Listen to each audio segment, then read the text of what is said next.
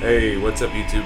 It's Logan, the drunken metalhead who muses, and tonight I am doing a contest entry for another great fellow YouTuber named Rick over at the Dreadful Minutes.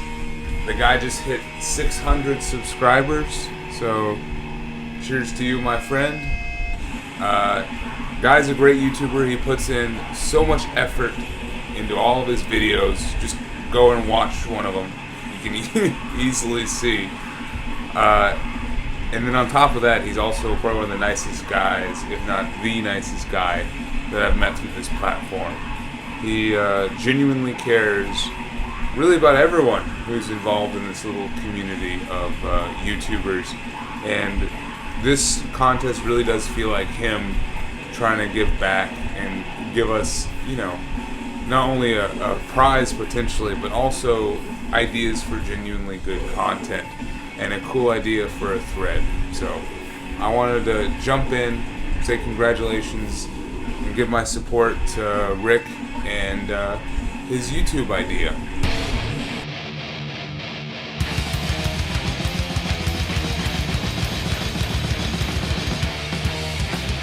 The main theme around the contest is a crisis of identity.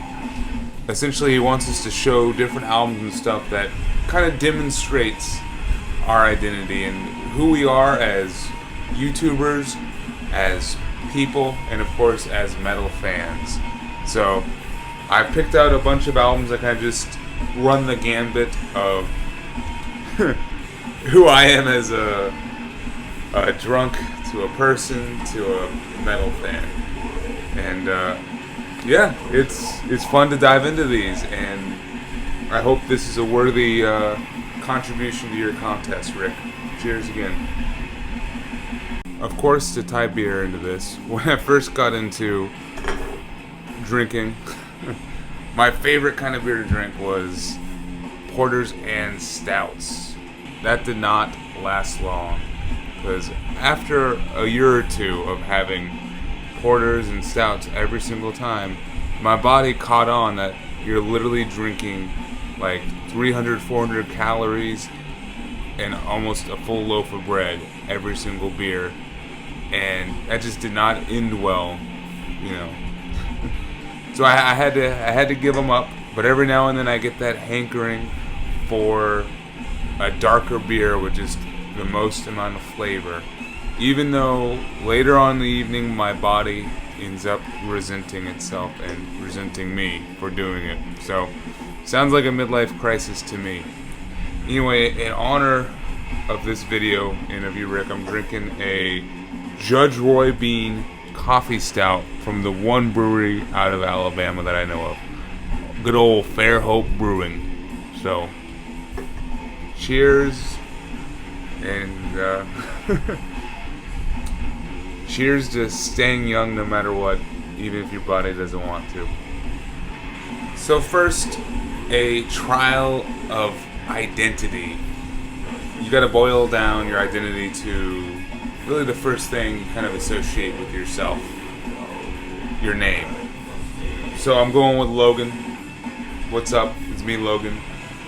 And there's really not too many metal musicians I was able to find with the name Logan, but thankfully I did have one, and it was a guy from my local metal scene out in Raleigh, North Carolina, from when I used to live up there.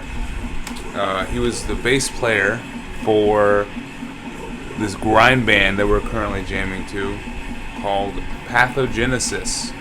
So he only ever performed on this split, and it's a split between Pathogenesis and Parasitic Twin. But yep, he played bass. We got Mr. Logan here, along with the other members of the band. I think Sam Holzheimer is the main guy behind Pathogenesis. But cool cassette. And honestly, this band right here are probably one of my favorites from the Raleigh scene. They really did a great job of just being that crazed, like, gore grind kind of band. These guys are fun. Oop. And then there also was playing in the background, but it's not a release with a guy named Logan on it. It's one of their later albums. This is called Terminal Burrowing. No Logans here, but still a killer album from a Raleigh grindcore band. So that's what's going on in the background.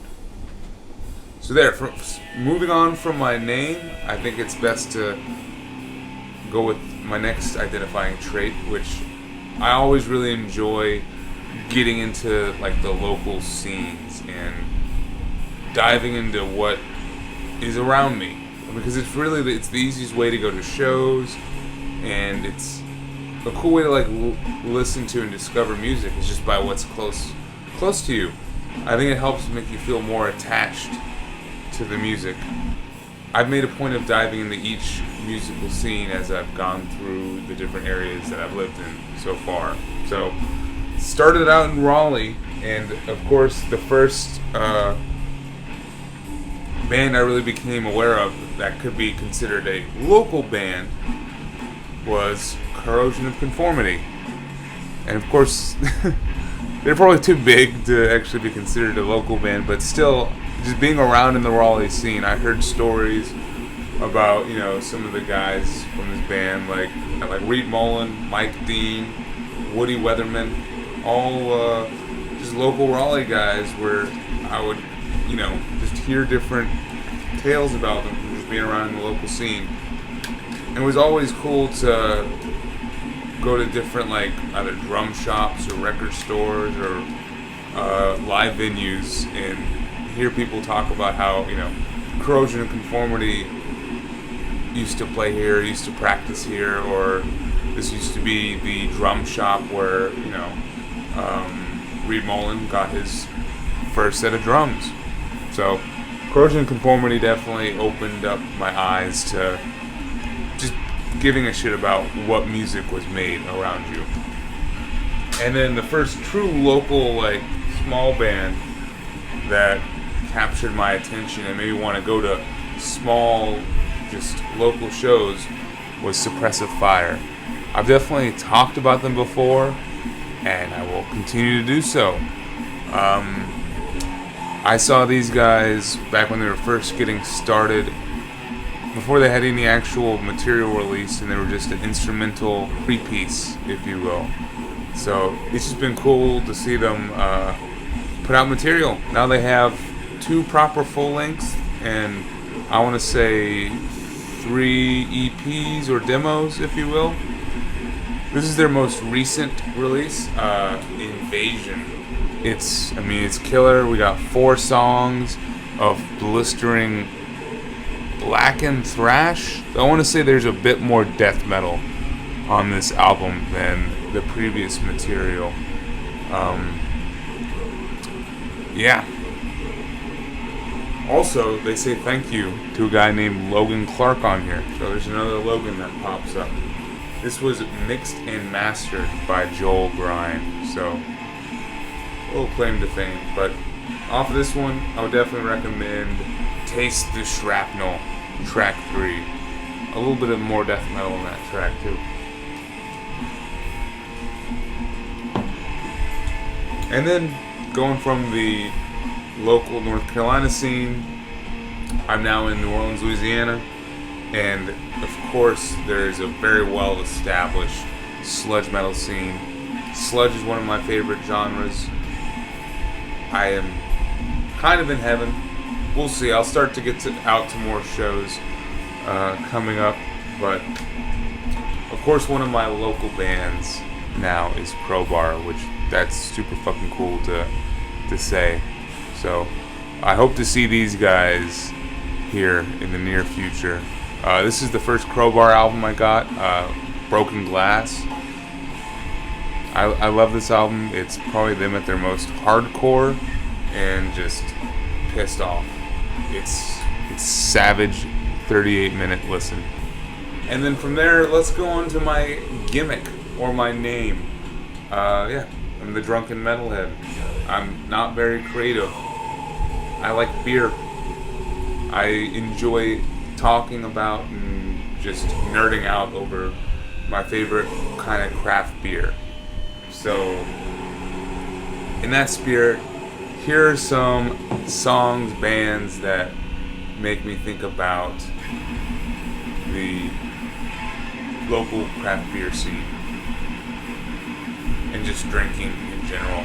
So first I want to highlight the ultimate gimmick band for me as a beer drinker, and we're talking about Trappist. This will not be the last time we'll talk about these guys.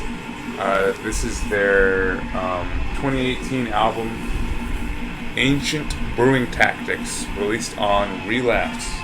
So, Trappist are kind of like a craft beer gimmick supergroup.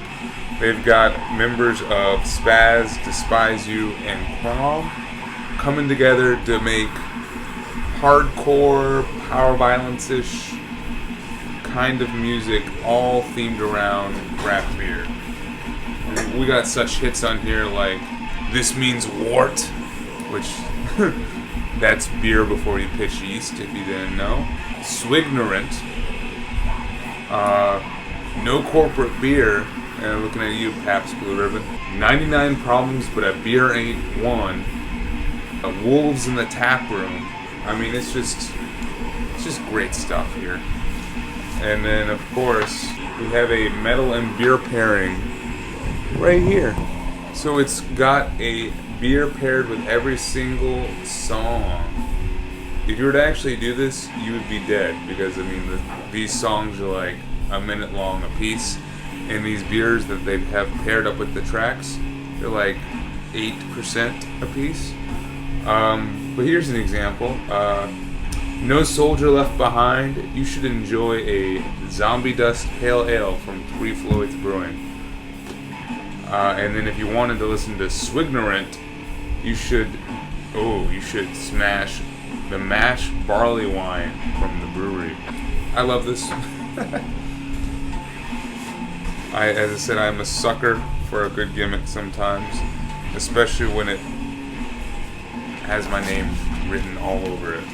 And then another classic band that just enjoys talking about beer, Municipal Waste. This is their album I completely get behind, The Art of Partying. It's got some signatures. I didn't put them there. I bought this used with all these signatures, so I'm assuming it's from the band. That's pretty cool. I am specifically choosing this album, though, because of the song Beer Pressure. God, my favorite Municipal Waste song. It is utterly stupid, but utterly relatable.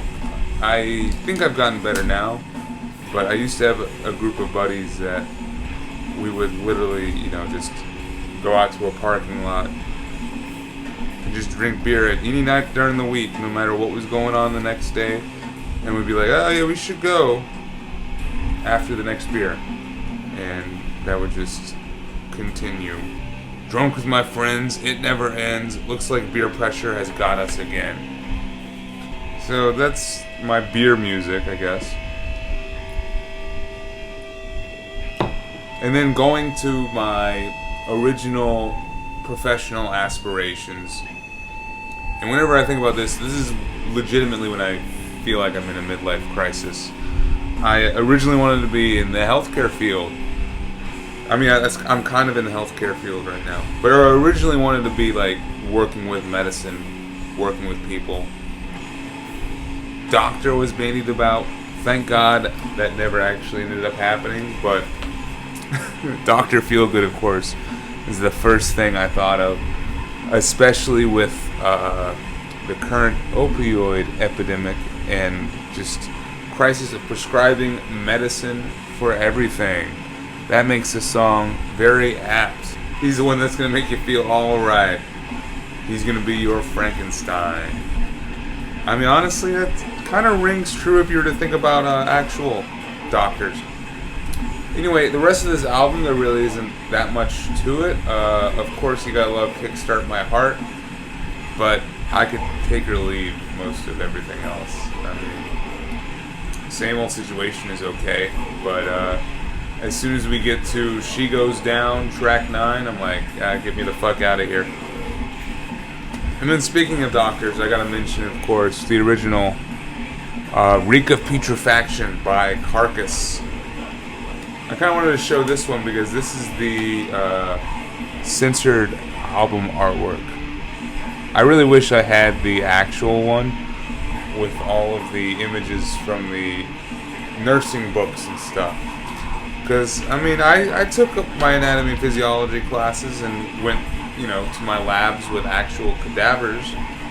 So, I'm no stranger to that, to that album cover. But, yeah, this is the closest we'll get today. I definitely fall on the side of people who think that this album is just a bit too much to actually enjoy.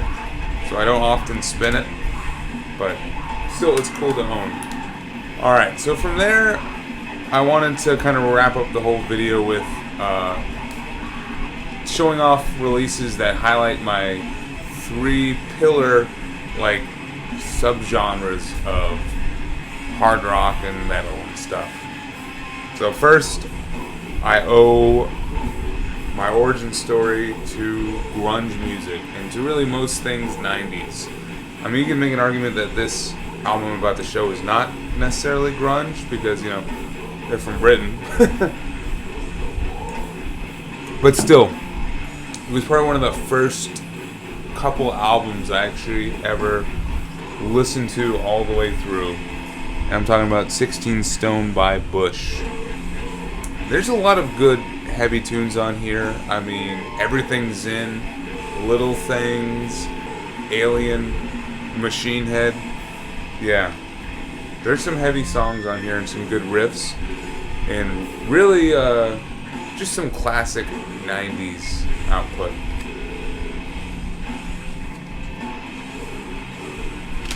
So, I don't know, I do love all things grunge, largely because of this album. And then from there, I fell in love with stoner and sludge, and there's really this kind of retro 70s or 80s metal. And I owe that, I think, to The Sword, and mainly to this album right here, Warp Riders. This came out in 2010, which is right when I was starting to get into collecting music. 2009, the tail end of 2009 is my true beginning, but 2010, that's really when it became a habit and something that I love to do. And Warp Riders was very early on in that origin story. And yeah, love this album. I'm still chasing the high that I got from the first time I bought and put this album on and heard tracks like Trey Bruja, Arrows in the Dark, Night City, The Chronomancer. Love this. And then last but not least, I love death metal. Honestly, all things death metal. And this album from Abysmal Dawn, I owe a lot. So I found this when I first started going to websites like Metal Sucks and Metal Injection, and they had a premiere for the lead single, track number 3, In Service of Time. And something about the riffs on that song just immediately hooked me. There was so much groove, so much power behind it that I was, fully captured. And honestly, the vocals too, how they arranged the vocals in the track really just complemented it well. And it was the perfect kind of deep death metal vocals that I've definitely fallen in love with. But this is really, it's a very catchy modern death metal album. Rapture Renown, Our Primitive Nature is like a slow burning track. My Own Savior, track number 9, is probably one of my favorites.